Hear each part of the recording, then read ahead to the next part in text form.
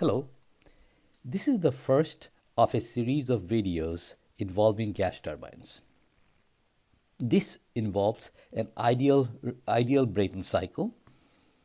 The inlet conditions completely given to us, including the volumetric flow rate, maximum temperature, and the pressure ratio. We are asked to use the PG model, which is the cold air standard cycle.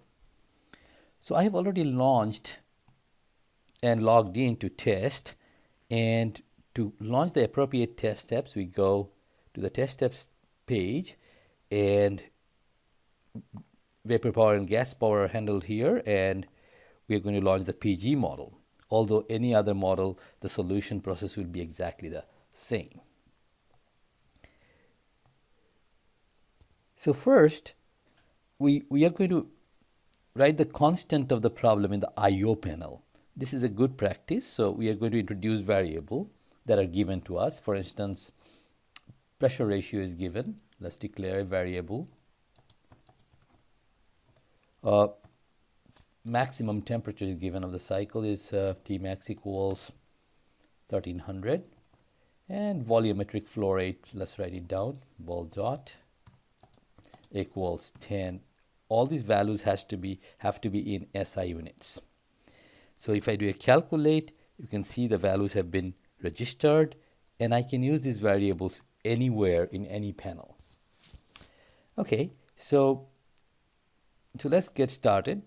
The inlet condition is given to us, 100 kPa, 300 Kelvin. And the volumetric flow rate will refer to the variable we just declared. So the state is, obviously I made a mistake. It'll be vol dot, VOL dot. If I make a mistake, the background becomes white, if you notice. Now state 1 is completely known to us.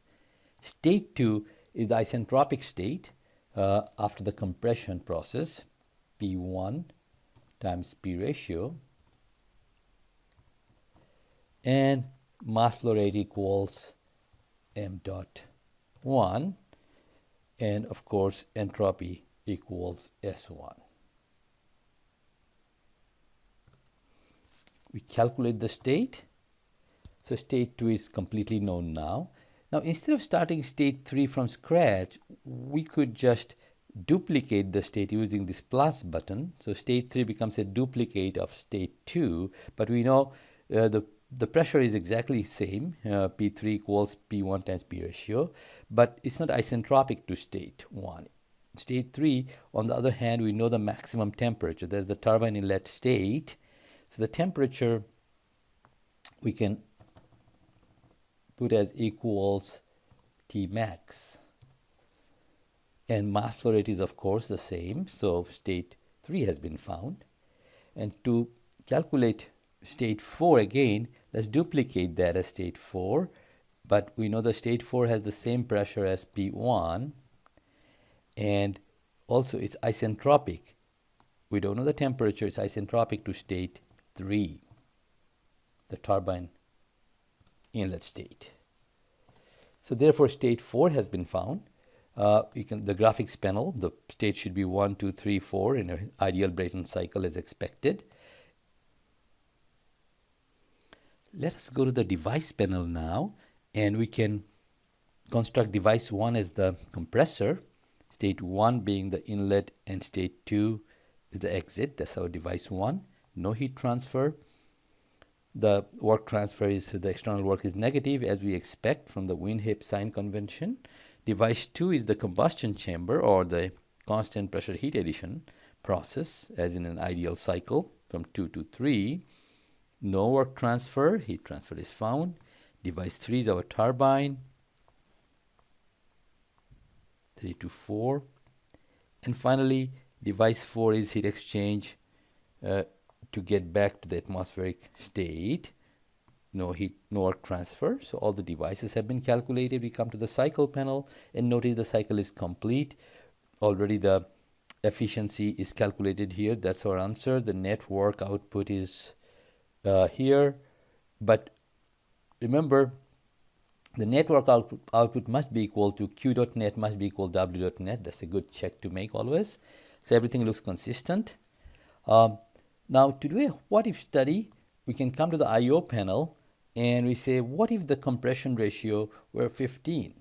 Try to remember that here it's 48.23%, the efficiency for this base cycle. And we come here and change the compression ratio to 15. We do a calculate to register the change and super calculate, and that's all. If we come back here, the efficiency has jumped up to 53.9%, as you can see. So obviously, efficiency depends on pressure ratio. Also, you will see that W dot net will increase because the net area inside the cycle is higher. So the benefit of putting all the user variables, I mean all the parameters of the problem on the I/O panel, is that you can just change it and it will affect the entire solution when you click the super calculate button. The trick is that in every state, as much as possible, every variable should be referred to the variable declared in the I/O panel. Then a complex parametric study becomes very simple. We'll build on this solution in the other video solution that follows this problem.